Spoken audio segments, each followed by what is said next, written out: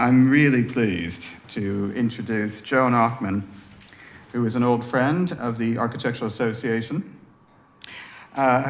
Joan's talk, Architectural Education as a Research Topic, the project, will, as we've had in the last few days, go about 20 minutes, say, then we'll begin a conversation around the table and around the room. So I would really encourage everyone, particularly students, to join in that conversation, ask questions, make comments. Joan Ockman is Distinguished Senior Fellow at the University of Pennsylvania School of Design and Visiting Professor at Cooper Union and Cornell University School of Architecture. She taught for over 2 decades at Columbia University's Graduate School of Architecture, Planning, and Preservation. Educated at Harvard and Cooper Union, she began her career at the Institute of Architecture and Urban Studies in New York in the 1970s with Peter Eisenman and all that mob. She served as an editor of the journal Oppositions and was responsible for Oppositions Books series. I got to know Joan through a summer school program at Cornell, post-professional graduates, first semester in New York City. Joan Ockman teaching the theory seminar. I think Lebbeus Woods was teaching the studio, and Tony Vidler, history seminar. We had a really good time, and it's a pleasure that she can join us today. One of the triggers for inviting Joan to be our finale guest was found in her book, Architecture School, and I wanted to quote Joan, if I may. The last paragraph of her introduction, I think, is really all about what this series of 5 conversations meant to focus on. At least for now, Architecture School remains the crucial site where the discourse of architecture is formulated and disseminated. More than the sum of its curricular components, it is the place where students become conscious of themselves as members of a pre-existing community of professionals and intellectuals, where they begin to sort out the manifold identities available to them, and where the future field of architecture, in all its disciplinary and professional cognates, is collectively constituted. For all of these purposes, the lessons of history are indispensable. Please help me welcome Joan Ockman.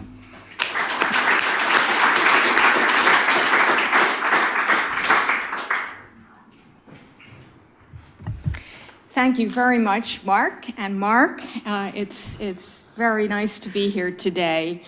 I want to begin by saying that I did not supply the title for my talk today, and it's a little bit hilarious because just exactly 2 weeks ago at a conference at the Gaîté in Zurich, I was accused of demonizing research.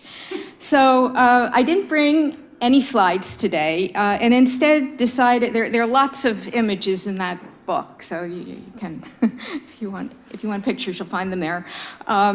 I decided to be a little more polemical and return here to some of what I said in Zurich, revised and expanded for present purposes, which goes to the heart of a problem that I see in contemporary architectural education and its historical implications. So, who put the slash in history theory, history/theory?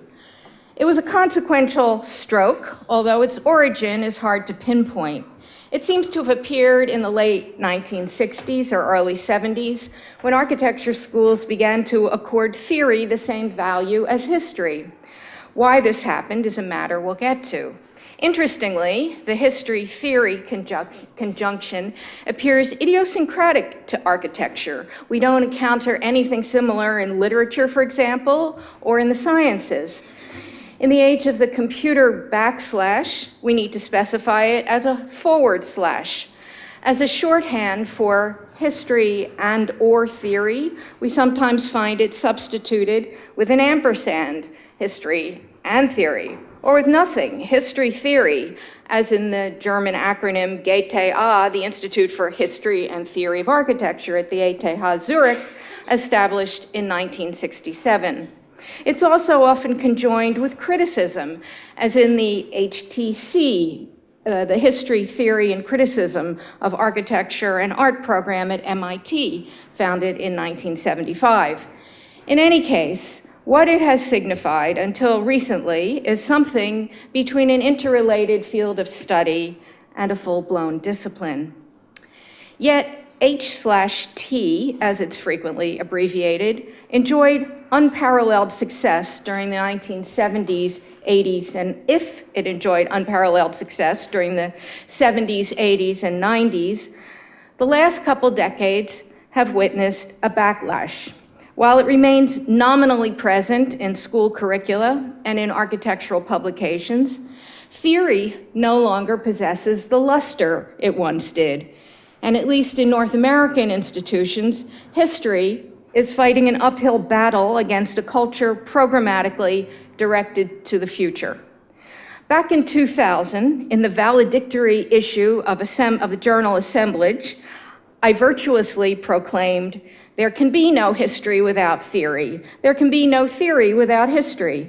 History without theory is just one thing after the other. Theory without history is hubris." Meanwhile, in the same issue, the protagonists of a new post-theoretical, post-critical position, shortly to become a media phenomenon, advocated otherwise. One declared, quote, "The simple fact, one that we should celebrate rather than hide, is that criticism isn't necessary." Another, in a contribution titled, "Which Way Avant-Garde?" wrote approvingly, quote, "Despite the best efforts of Deleuze's French theory adherents, and indeed despite his own prejudices against management thinking, the work of Deleuze will be brought to fruition not by communists like us, as Antonio Negri and Felix Guattari dreamed in their pamphlet of the same name, but by intellectual entrepreneurs and managers of change in the fierce world of globalization."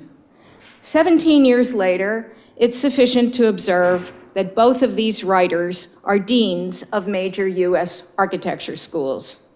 You know who I'm talking about, I think.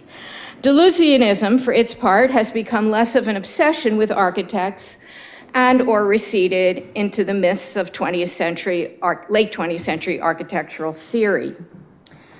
Rather than rehash the post-critical argument here, though, it's more useful to consider what has usurped the prestige of history, theory, and criticism in the schools over the last decade and a half, and to try to understand in what ways the managerial revolution has overtaken architectural academe. A quick and unscientific canvass of the websites of leading North American architecture institutions indicates that advanced research, applied research, and research labs are now the marquee items in curricular programs, whether integrated into the design studio sequence, treated as electives, or elevated to the status of special centers and units. Instead of history theory today, what we now have is research.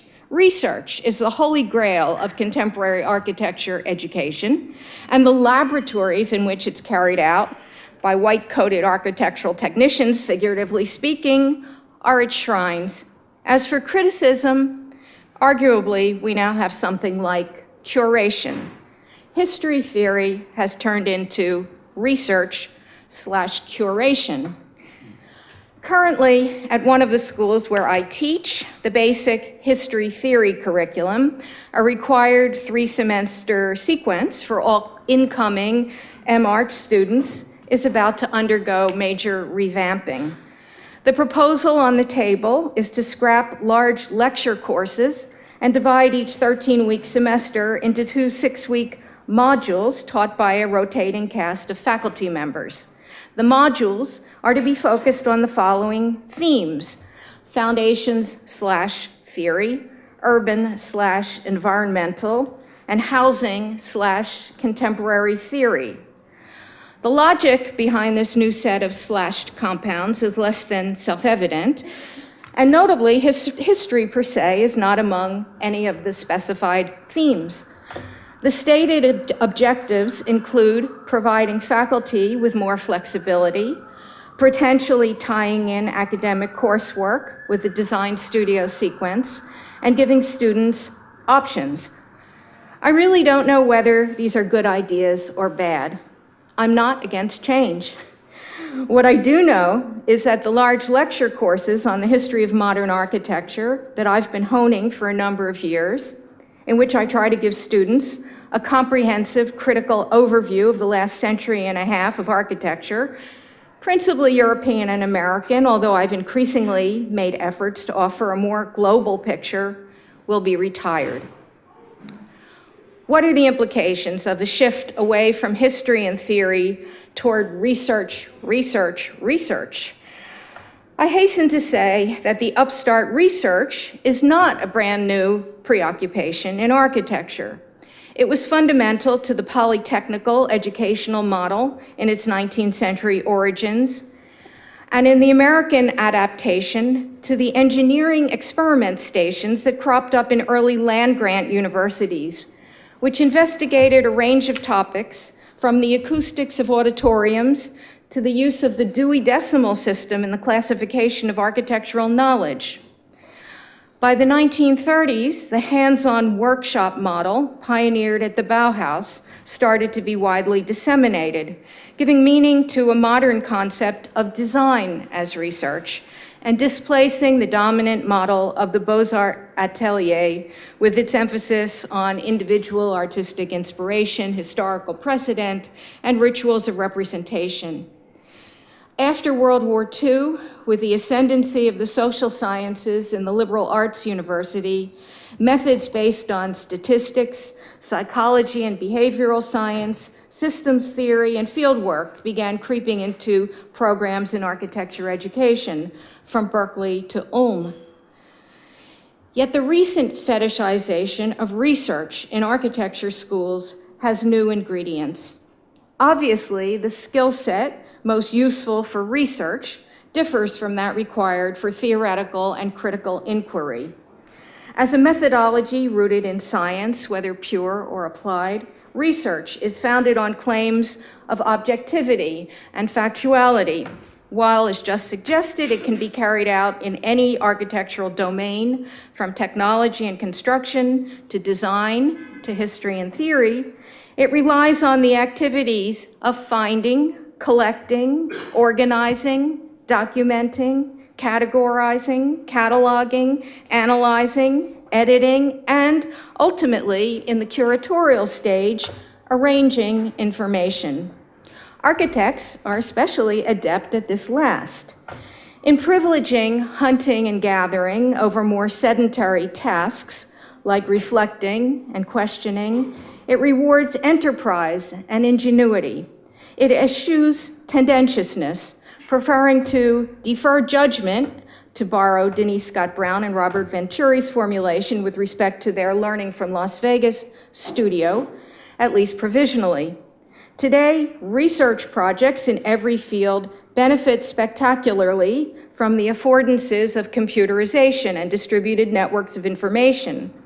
At the same time, since access to sources and resources is everything, the researcher remains beholden to the provider's procedures and protocols, and is generally more tied to patronage and funding than the theorist or critic who, relatively speaking, operates with greater autonomy.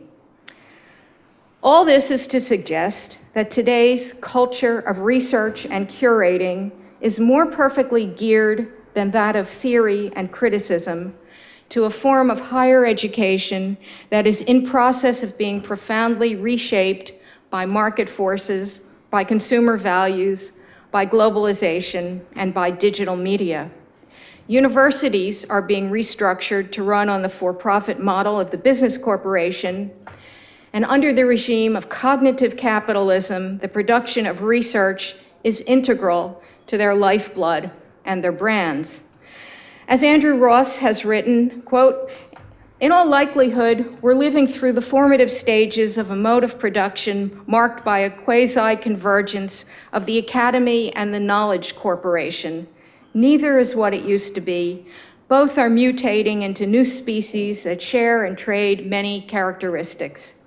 These changes are part and parcel of the economic environment in which they function, where, on the one hand, a public commons unobtrusively segues into a marketplace of ideas, and a career secured by stable professional norms morphs into a contract-driven livelihood hedged by entrepreneurial risks.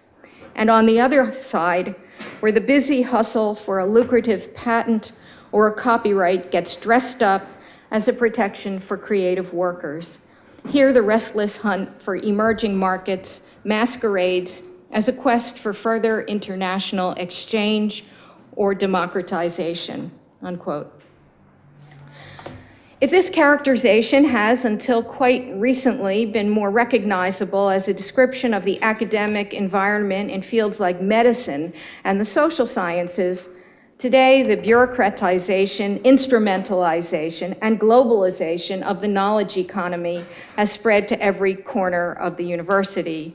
The buzzwords of innovation, creativity, sustainability, resilience, and design thinking have put architecture departments in the center of the game, making their research eminently fundable. While a project in architectural history is, of course, less monetizable than, say, a digitally fabricated panel system, inevitably it's permeated by the same system of values. A comparative survey of dissertation topics in architectural history in 1965, 1985, and 2010 would tell a revealing story and would indeed be a worthwhile piece of research. Today's hot topics include things like the archaeology of the digital, proto-globalist tendencies from the Crystal Palace on, early intimations of environmentalism, and the like. Make no mistake, scholarly attention to these issues is timely and well warranted. Indeed, every generation rewrites the history of its own present. In this way, history becomes useful for life, as Nietzsche argued it must in the second of his untimely meditations. Yet the commercialization of the scholarly field increasingly makes the doctoral student or mid-career academic into an aggressive go-getter of fellowships, postdocs, and research opportunities, one who is hardly less strategic or zealous than the cancer researcher.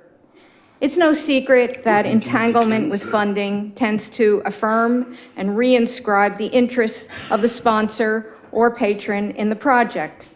And certainly architecture has been no stranger to the blandishments of patronage since at least the Renaissance. Of course, Piranesi managed to be at once flattering to his patrons and subversive, and perhaps Rem Koolhaas has mastered the same trick.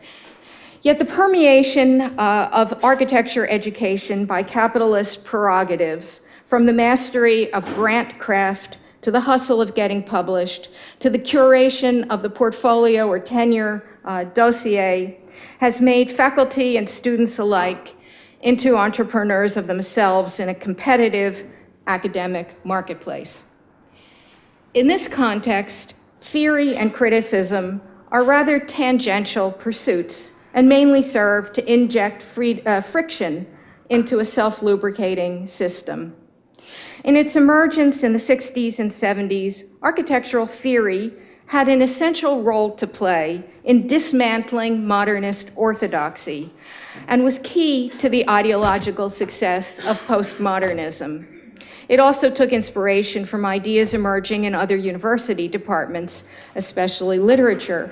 In its rage for theory, postmodernism, in its most radical manifestations, notably post-structuralism, may have been the last gasp of the modernist avant-garde's revolutionary ambition to overturn the dominant system of values, even if only at the level of culture.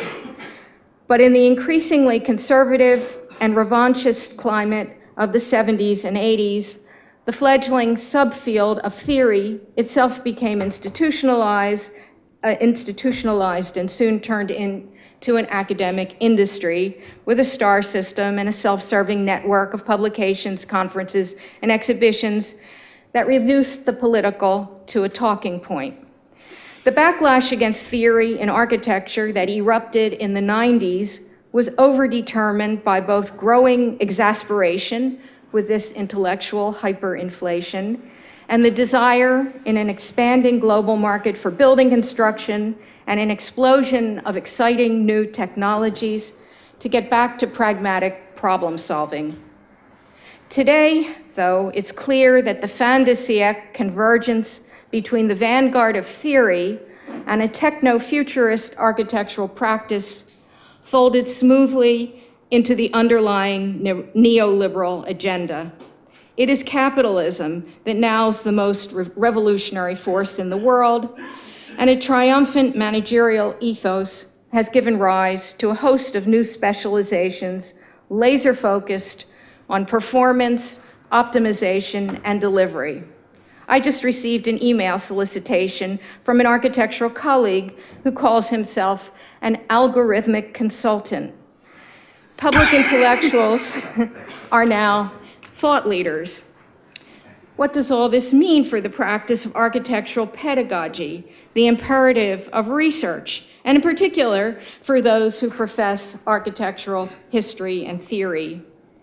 More, better, HT research is a genuine good, generally speaking, and the work generated by young academics eager to undertake deep dives into newly opened archives, sophisticated in using powerful search engines, and adept at mining vast quantities of data, has undoubtedly yielded a trove of new knowledge. Yet in an increasingly commodified system in which architecture students are in training to become future members of a productive and debt-ridden creative class, and at the same time are not shy about exercising their rights as educational consumers, the tradition of skepticism and negativity associated with critical thinking holds less and less allure. Ironically, what Max Weber defended in his 1919 essay, Wissenschaft als Beruf, Knowledge as Profession, as the academic ideal of value-free scholarship, has become a ruse of the system. It is precisely so-called objective or value-neutral research that is able to be mobilized most effectively and efficiently for purposes of a market-driven society. This same paradox pertains to Manfredo Tafuri's well-known attack on operative criticism. The Venice historian articulated his critique of operativity in his early books, Theories and History of Architecture, 1968, and Architecture and Utopia, 1973, skewering tendentious historians like Siegfried Gideon and Bruno Zevi for making ideology rather than making history. Against such ready-made judgments of value, he insisted, the best options were, quote, analytical rigor and, quote, more careful philology. It's noteworthy, though, that a few years later, Tafuri felt obliged to revise this stance, calling on the historian to balance on the, quote, razor's edge that separates detachment and participation. My intent here has not been to demean or demonize research. Research is a method applicable to work in both the hard and soft sciences and the humanities, as we've said, and it's integral to knowledge production in technology, design, and history theory alike. Yet it is not in itself synonymous with this knowledge. It has no inherent content, unless, that is, method itself is deemed to be a form of content. While rooted in the disinterested Forschung of the German Technical University, and also on the humanities side in traditions of dispassionate textual scholarship, it has equal affinity with the directed R&D of the post-World War II military-industrial academic complex that coalesced during the Cold War. It's the latter spirit that seems especially to prevail in contemporary architectural labs. In contrast, theory and history are inherently more disputatious and unoptimizable pursuits. They involve constant contestation, interrogation of facts and power relations, and occasionally revelatory intuitions. In this sense, They are closer to aesthetic and political experience than to the grind and eureka of scientific discovery. And it's through this modality that they function not just pedagogically, but also potentially as transformers of consciousness. As Hans Ulrich Gumbrecht writes in The Powers of Philology, 2003, it's the challenge of academics in the humanities today to, quote, at least make visible a reservoir of what he calls unfunctionalized desire.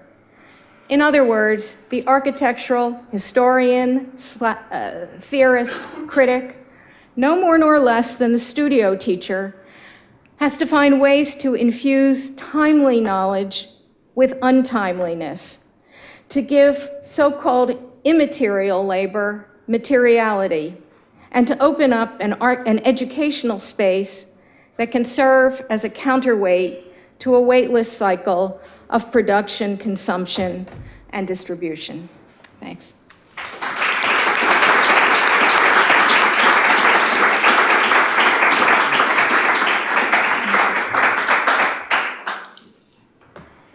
I've enjoyed very much your presentation. So in a way, I'm going to kind of like very briefly shadow it, kind of translating some of your argument into slightly more local circumstances like the AA, and possibly more slightly brutal terms. I mean, I guess the problem in general, which Michel Foucault once acknowledged, he said, certainly the academy can hardly be described as a utopia, but unfortunately it's the closest thing we've got. And so, you know, our, as you expressed in a way, our enduring ambivalence about the school, the university, whatever, I guess we'll just have to continue. But I was thinking while you were kind of laying out such a persuasive argument, maybe one could turn it for a moment just into a set of like words which will have a resonance around the room. You know, what words are like the enemies of your argument and value? I think here, I mean, it's a word which never used to be in the AA. Now it's on every goddamn document you see, and the OU pushes it and whatever. It's the dread word methodology. I mean, I don't know what we're discussing methodology for. I don't think a PhD student has ever been helped by having a methodology. I think methodology it's a kind of Stalinist thing.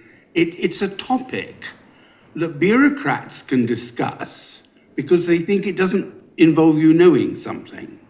So it can all be sort of, you know. I went to a PhD exam recently where the other examiner, who was examining a kind of PhD by artistic project, a very intelligent young woman, and the other examiners, you know, as she started, she'd obviously sort of read up the handbook on, you know, how to screw up the student, you know, in a PhD exam.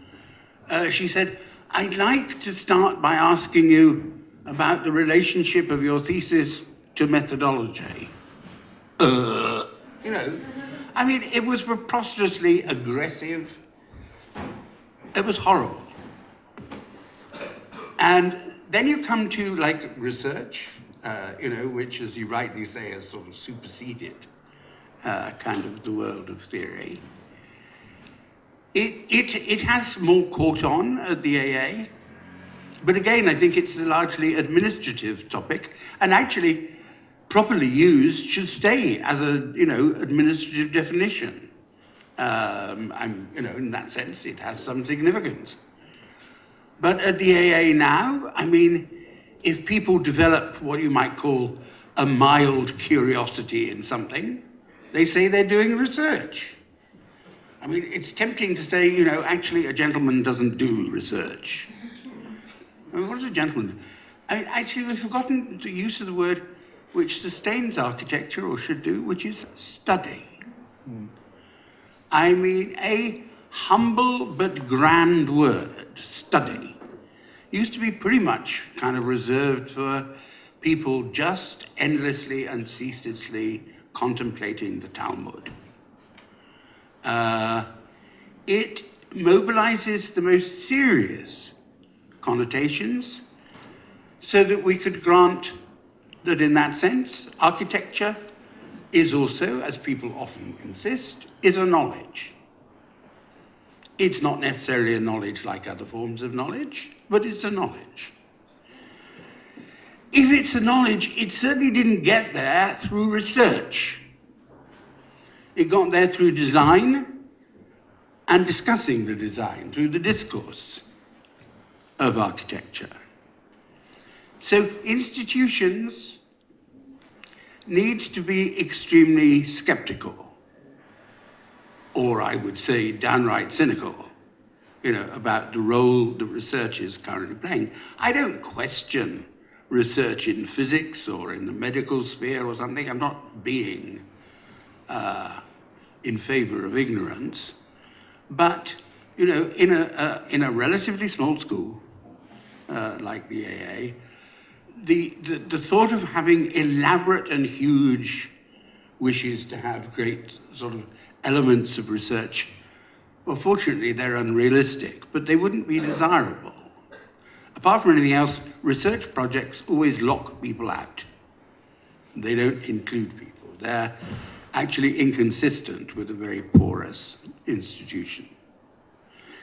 Then, like the question of theory, I agree with your kind of historical account.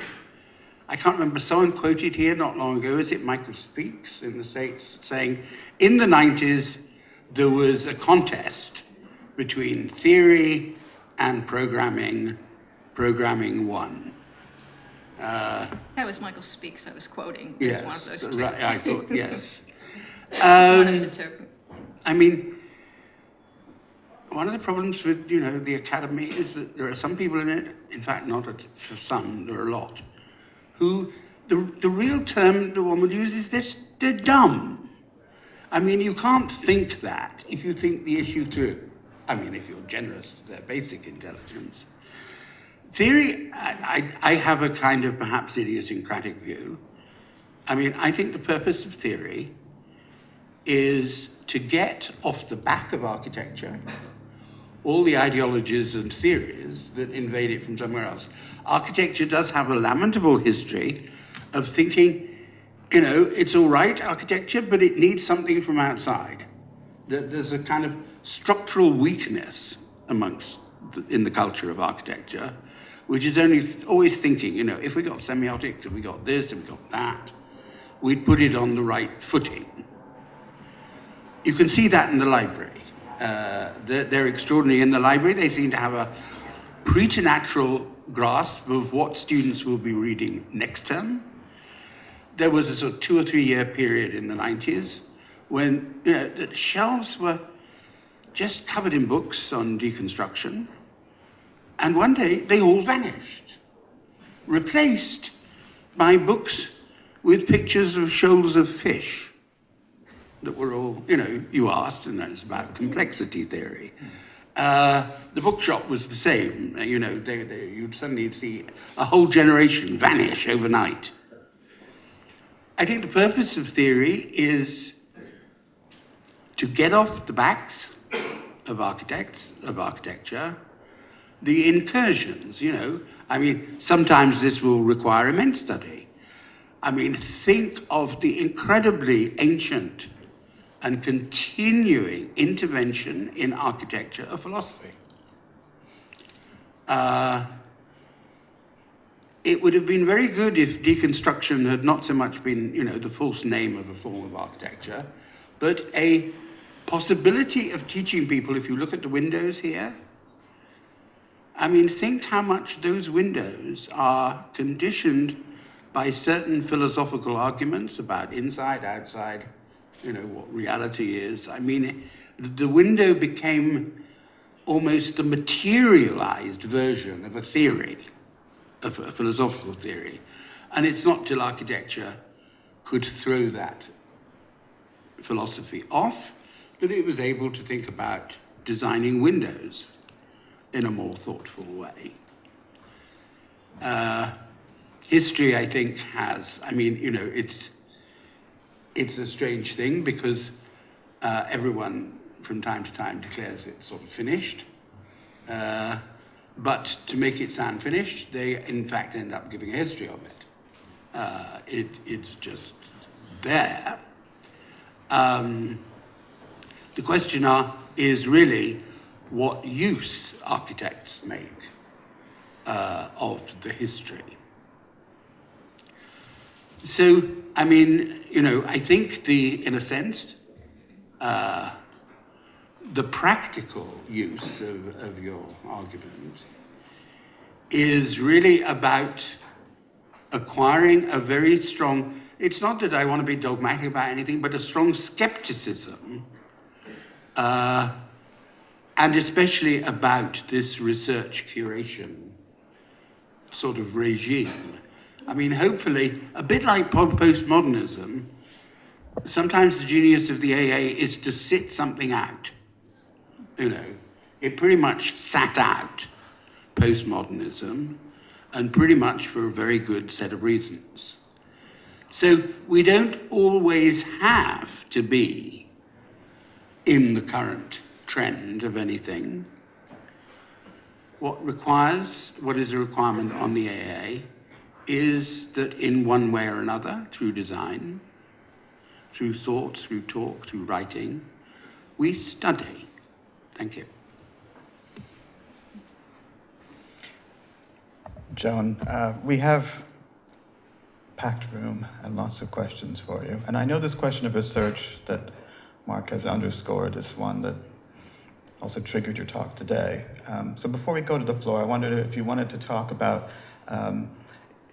feelings you have about a lecture, you say 3 semesters covering 150 years of modern architectural history, moving into hybridized modules, which, as you've outlined, don't make any pretense of replacing that. It's something else. Is that a disconnect that is bound up in this question of research, or is it about a shift in the demands on students elsewhere? I'm curious if you have sensed a shift in their ability to focus even on the lecture format. I think it's both. I think it's also a matter of specialization. We're now all specialists in some narrow little niche rather than seeing virtue and having a big picture, a larger map of things. And whether students can then put the pieces together on their own or not is a big question that I have. But it is clear that the kind of students I'm seeing come into the school, and a very globalized kind of constituency of students, have other demands and desires, and particularly with the kind of siren call of the studio upstairs, where I'm down in the basement professing this large picture, it has less, it's less compelling somehow. And so kind of bit-sized or bite-sized pieces of history, seem to be more what's being, what suits the bill right now. But what's being lost, I think, is a certain kind of richness, a certain kind of entanglement and interrelationship that comes through an attempt to kind of get a bigger cognitive map of things than just can be gained from, a kind of a recent PhD student coming in and teaching on the subject of their dissertation, that kind of thing. So, I mean, I'm reacting very much to a specific context, and yours is different here, but in any case, not so different. I don't know, but I'm sure I stepped on a whole lot of toes just now, and so it'd be great to hear from you. Let's hear from the aching toes in the audience. We'll open the floor. Is there any equivalence in America to this constriction that is placed on us in Britain called REF. It was the RAE, Research Excellence. The RAF, Research, I lose sense of the acronyms, Research Excellence Framework. Yeah. And it was before then it was the RAE, which is pernicious because it's institutionalized at a state level. Yeah. I don't know what the equivalent acronym is in the U.S. I'm sure there are a few that are the counterparts. But I mean, clearly research is more conducive to this kind of quantification, administration, categorizing than other forms of knowledge production. So it too kind of fits the kind of overall system requirements. Brian, you're right. REF is the monetization of knowledge. It is a direct indicator of research monies to flow back to an institution. And the qualification of locally successful or internationally successful research is definitely organized on a hierarchical system. Other questions from the floor on questions of history, theory, studio culture, or indeed this issue first brought up in your talk about the H/T.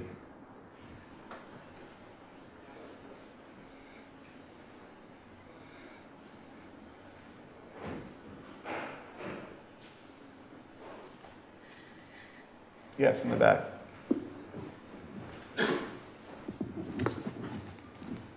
Hi. I love this city, so I recently took a job of professor of research in architecture in what the Guardian rates to be the worst school of architecture in the UK. I come from let's say, an architectural design background, but I do teach history and theory, or try to. One of the many problems is delivery. Even the students, we are all expected to deliver. Students I wouldn't dare to call it my school, are expected to produce a dissertation, what it's still called a dissertation, with 4 tutorials.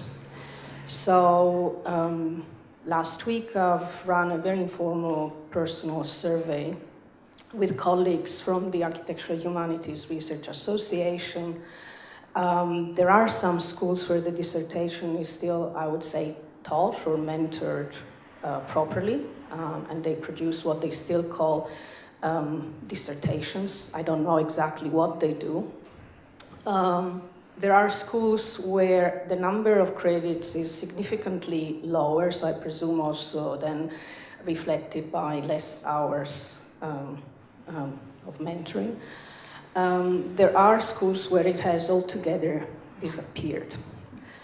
Apparently embedded now in the studio as support to the studio project. Nothing against that, but one would need to see what they are. I stress my coming from a background of design because it's not only of design, but design at the UAV in Venice.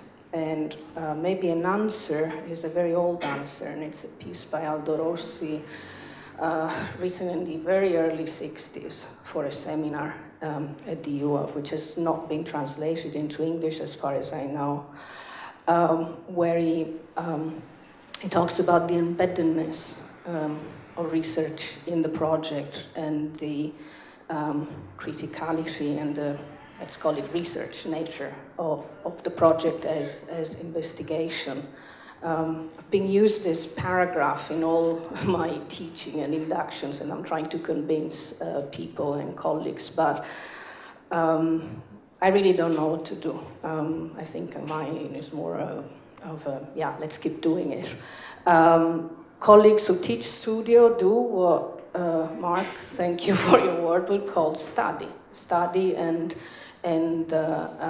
write or produce things which would probably be non-refable, as we say in the UK, but I think are crucial moments of critically considering what a design studio does. I'm sorry, this is not a question, it's more like a plea for let's keep doing it. Thank you, but thank you for your wonderful, wonderful words. I think I will broadcast from the AA web to my colleagues. Thank you very much. Well, thanks for your comment, and you touched on a bunch of things, but one of the questions that continually comes up for me is the question of what the goal of research is. You're mentioning this Rossi essay.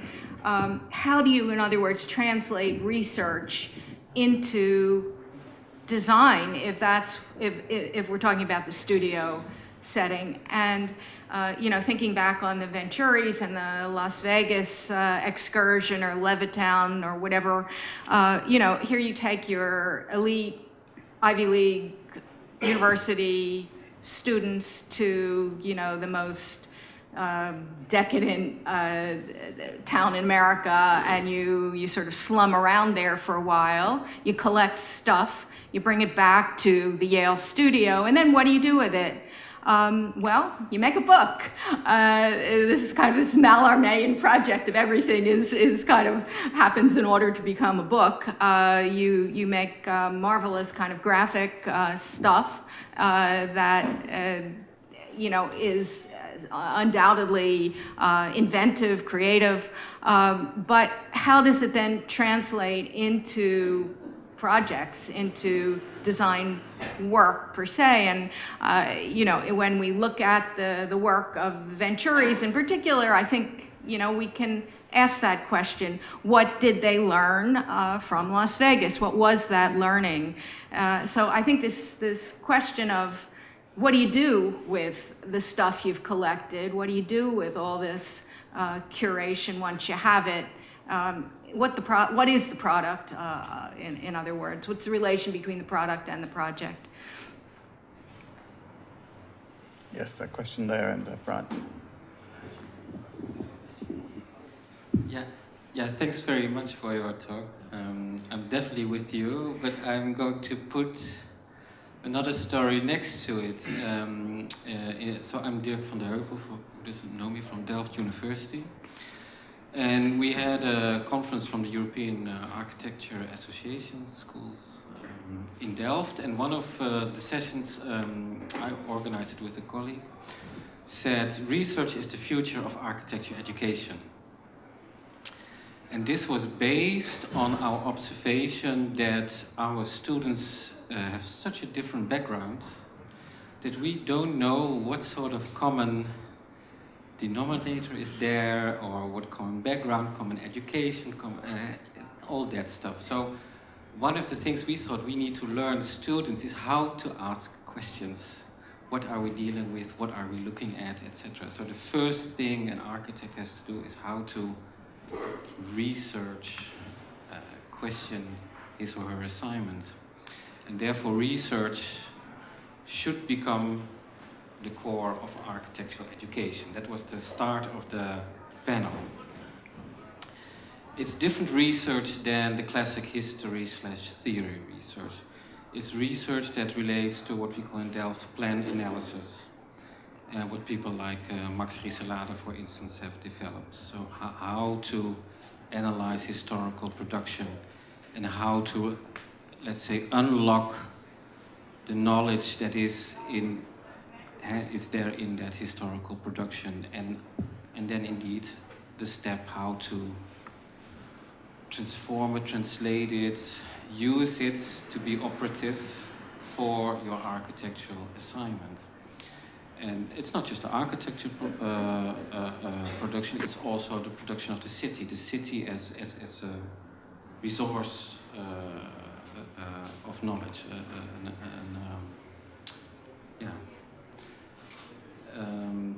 That was our, of course there was a lot of discussion about that, but this new place where we are as a Delft school, which is very different from when I was a student there, or from 20 years ago, which is related to the internationalization and how we are subjected to rankings and to our own surprise and also scare, we are so high.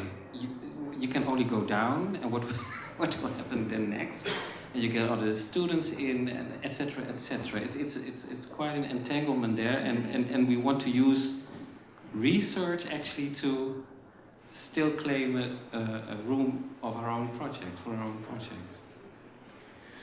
Well, as I was trying to suggest, I mean, the skill set that is involved in research is, I mean, there are various skills involved, and there's a kind of constellation of tasks that are associated with it, which can include questions and analysis and interpretation and other things, rather than just purely, hunting data.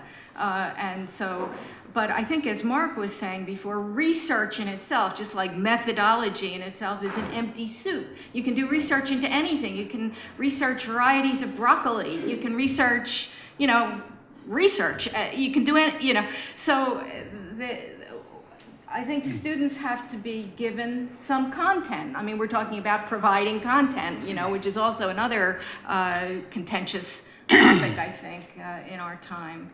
And it's not an accident that, given the political economy we're in, that research has had such success. That's what I'm trying to say. So research is not in and of itself bad or good, and it certainly can be productive, but it has to be the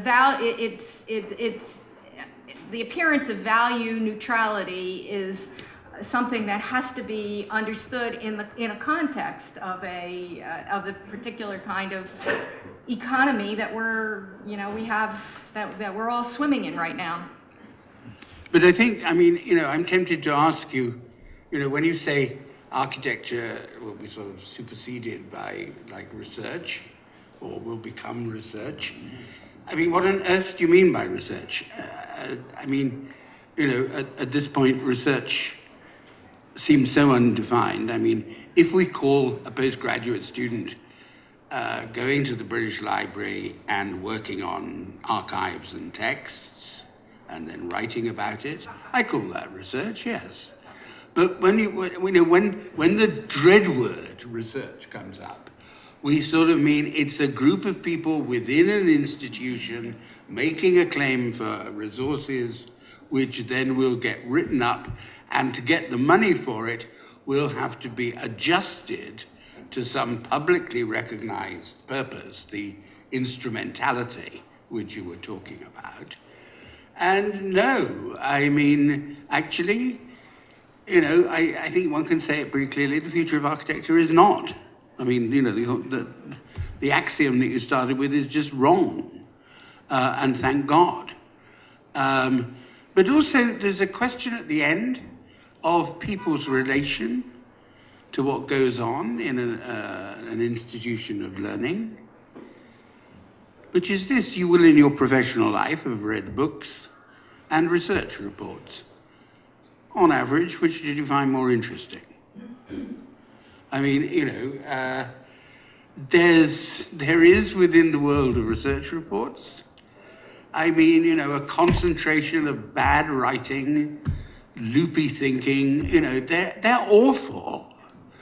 You wouldn't want to put them in front of anyone as a model of how to write, how to think, how to do, how to act. So there's something kind of vacuous about the notion of institutional research. As I say, I don't mean this in the natural sciences or in medicine or something, but I do mean it.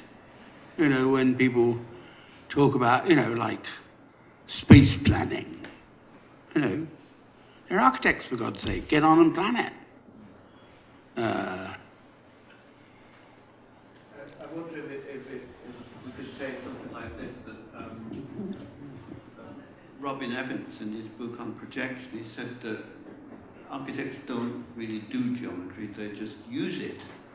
Maybe architects use research to do research. It's a different thing altogether. Just a comment on the notion of sitting something out, which might be useful to your question earlier about research excellent framework. One of the students in Ryan and Christina's unit had a list last week of the AA in crisis, sort of a long list of the AA is. And at the bottom of that list, the AA was very unfunded, and the AA was very unranked. And you think, aha, there is in that fact that we're outside of the Ref and Hefke system, that we're outside of any formal ranking system, that has permitted us to sit things out and, in fact, to study. Now, that might change with considerations of degree awarding powers, but up until now, those things that are might have been a positive. And I wonder, there are no schools, you teach in a constellation of schools, that are not under the pressure of research being defined by, well, whatever knowledge is that might be fundable. But here, we've had a different and maybe perhaps some glorious distance from that. We were able to sit some things out. Yeah, I think that goes back to Foucault and this possibility of looking at the enclave, which a school is, as a utopia or maybe a heterotopia in Foucauldian terms, as an other space where something else can happen than this kind of functionalizable knowledge.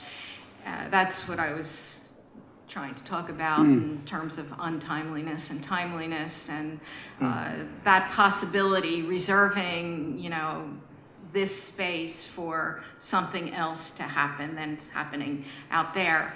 Of course, the paradox in Foucault's concept of heterotopia is that heterotopias are always replications of the arrangements that exist out there in the world in a more condensed or microcosmic setting. So obviously, the school is also a reproduction of relations that exist out in the world. But I think the whole question of whether the school, is still part of that kind of monastic tradition that goes back to medieval scholasticism, or whether, as the 60s wanted, the walls to be broken down and architects to kind of pour out into the street and really grapple with the world, is an ongoing struggle that exists. And maybe, again, it's a matter of the time we're in and whether we need to be more, withdrawn, or we need to be more out there. And an argument can be made that need changes depending on what the situation is. But what is somebody says, it's well, I mean, how do we get out of the system, the big system that is omnipresent? Can we really see this as a bastion of otherness? Maybe to some degree, I mean, in a relative way. But I mean, I agree with that, but there's a certain kind of disproportion. I mean, the world of research, as it were, we know, like in our bones, it's basically trivial. The injunction to study is as serious and absolute as you could get. I mean, it's not kind of one or the other. I mean, yes, research can be, for some institutions, the finance officer will say it's the best strategy or whatever, maybe it is and all that. But, the stark injunction that you are here to study, to think, to read, to design, if you don't know that in your bones, I can't really tell you why. Because the school is a place for people who know it to come together. I think on that note, also on Joan's point about retaining this place as a space where something else can happen, is a good point to not only leave the afternoon, but leave this conversation series. It's been fantastic to have you with us at its finale. And I thank all of those who have been with us throughout the week. And wish you well with Friday's tasks still to come, and have a glorious weekend. Thanks very much.